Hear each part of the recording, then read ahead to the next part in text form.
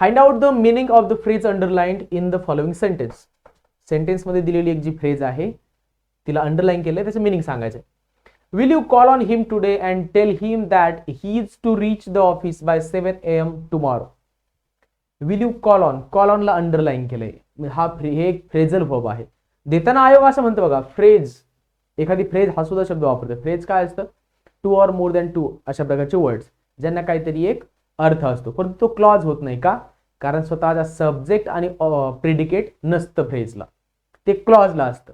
दोघांमधला हा फरक आहे.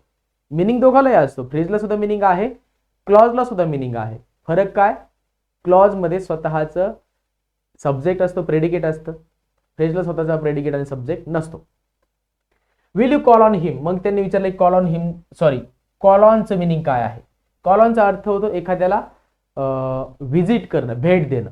Okay, to pay a visit to someone, this is the meaning call on.